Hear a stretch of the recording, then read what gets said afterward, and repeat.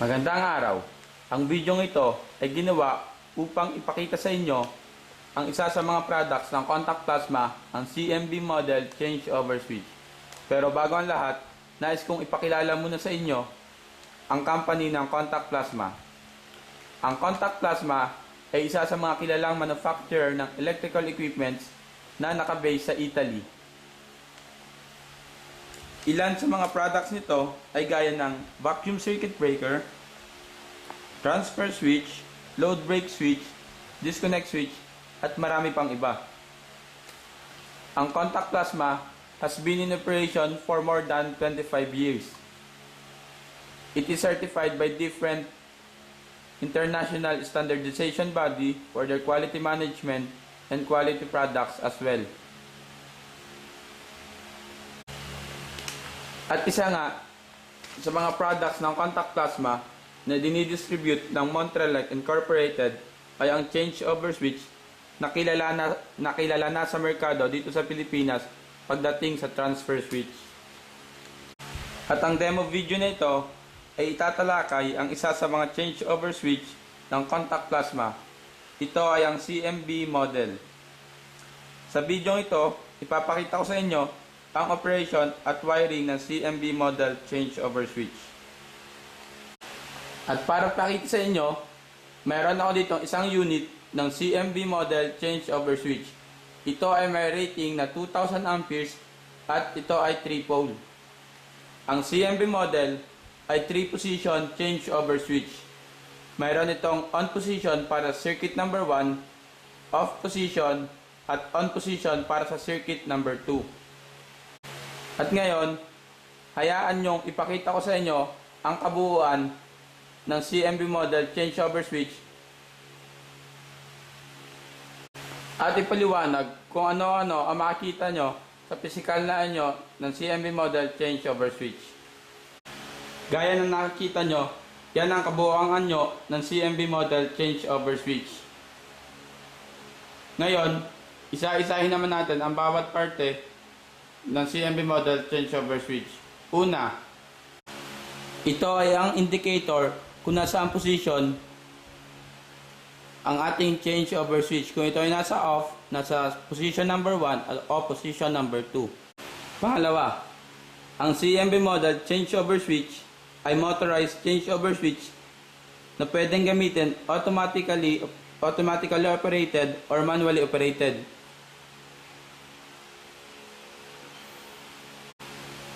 Ang operation can be selected through key. So, kung magmamanual tayo, imamanual lang natin. And then, kung automatic naman, sure lang natin na automatic. So, bago tayo maglipat, kung manual, so kung naka-automatic tayo, and then imamanual natin yung changeover switch, siguraduhin natin na ang changeover switch natin ay nasa manual mode. This will prevent na masira yung ating changeover switch.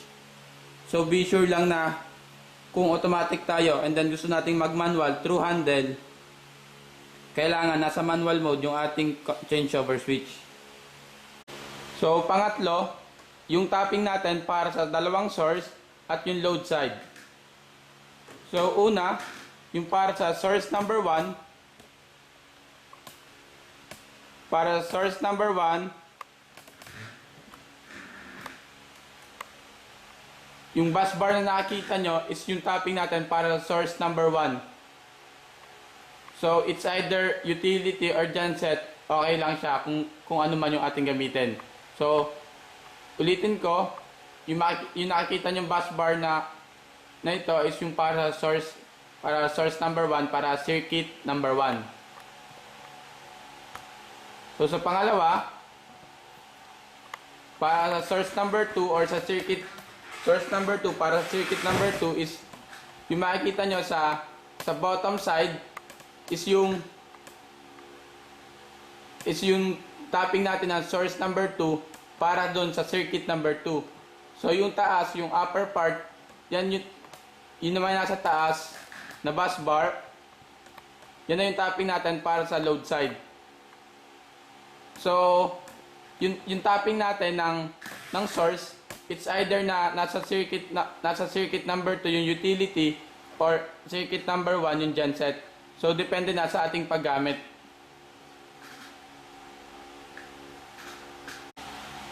Ang contact plasma nga pala ay mayroong common bus from 125 amperes to 2000 amperes. So, no need na mag-common bus pa tayo kung 125 amperes tayo or hanggang 2000 amperes. Pero yung high ratings doon is wala ng common bus. So, if ever na high ratings yung ating pipiliin, so, dito lang tayo magko-common bus sa taas, sa load side.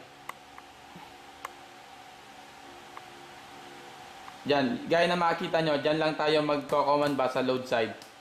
So, ayan, dyan tayo bale nagko-common bus kung matataas na ratings na yung ating kailangan. Kasi yung provided ng contact plasma with common bus is up to 2000 amperes lang. Para naman sa wiring ng ating changeover switch, tanggalin lang natin ang cover, i-unscrew lang natin yung 4 na screw na makikita nyo, and then tanggalin yung cover, and then saka na tayo magwa-wire. So after matanggal, yan yung makikita nyo sa loob ng ating contact plasma. So yan yung mismong control parts ng ating contact plasma para sa automatic operation. Para sa termination, para sa controls ng contact plasma, sa number 1, 2, 3, 4, 5, 6 lang tayo kailangan mag-wire. So wala na tayong gagalawin dun sa iba. Dito na lang tayo mag-terminate ng ating wire para sa automatic operation. So para sa ating supply, i-remind ko kayo, yung ating supply na ating motor is only 220 volts. Wala nang iba. So, if ever na may system tayo na 460 volts, kailangan natin itong i-down to 230 or 220 volts para sa ating motor operation. So, yun lang. Para sa ating source ng motor, para sa ating line 1, line 2 is number 5 and 6. So, kung magkaroon tayo yung 5 and 6, kailangan siya, may supply siya ng 220 volts. And then, para sa ating operation, yung 1 is common. So, ang principle ng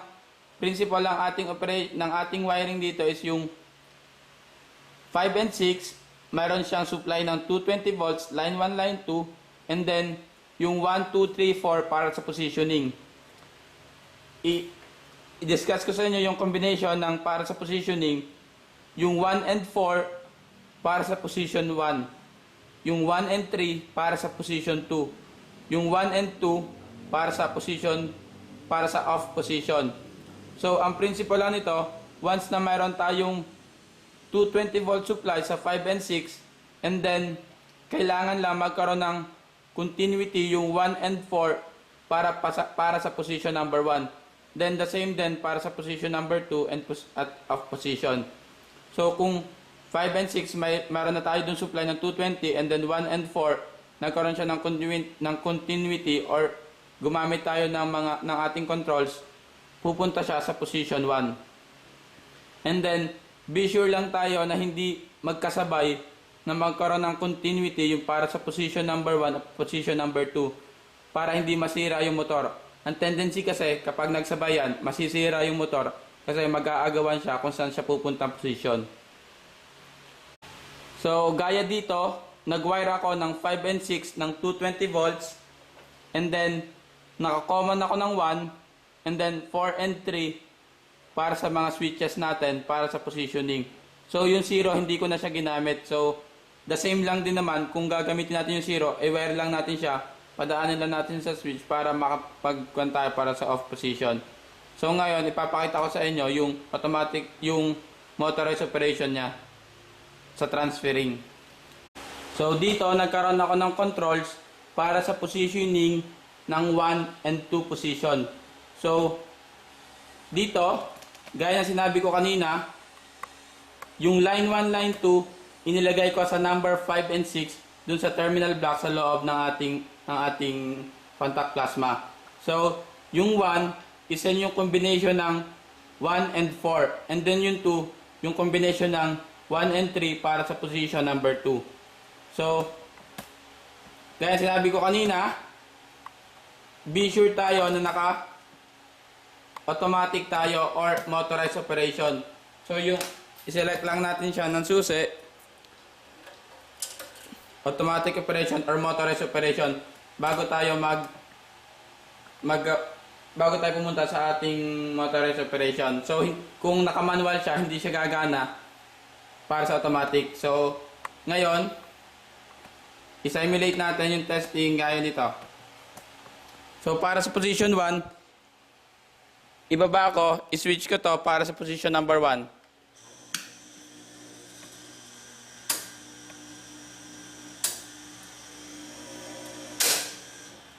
And then makikita nyo, lumipat na yung ating CMB model changeover switch sa position number 1 nung isinwitch ko yung ating switch para sa position number 1. And then para sa position number 2, since hindi ako nag-terminate para sa off position,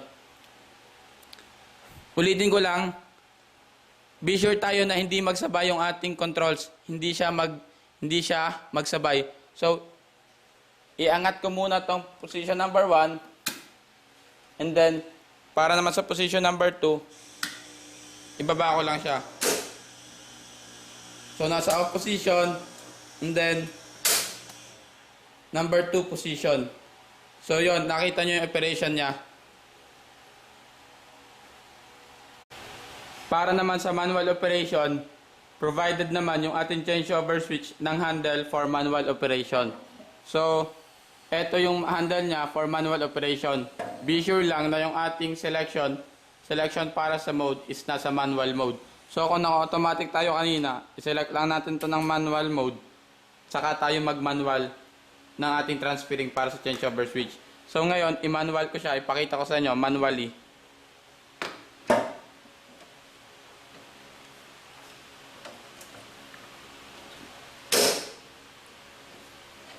So yon, ganun lang mag-manual ng ating changeover switch.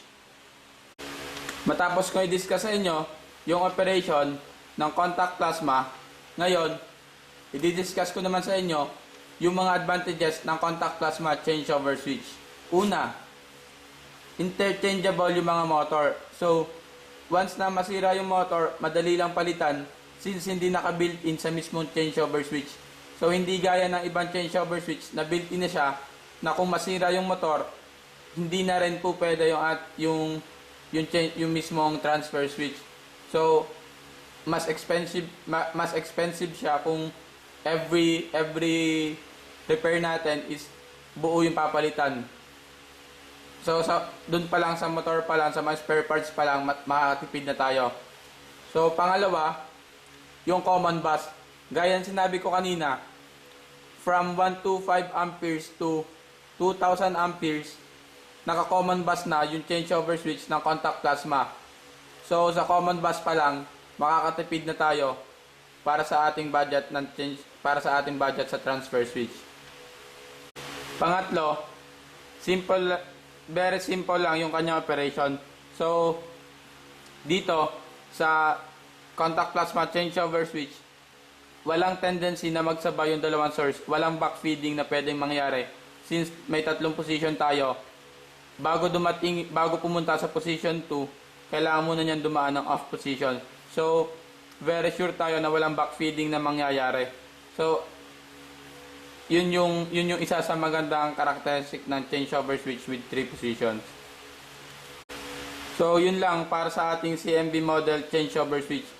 Hopefully, mas nakatulong itong video na to para mas maintindihan nyo at mas ma-appreciate yung ganda ng contact plasma changeover switch. Maraming salamat.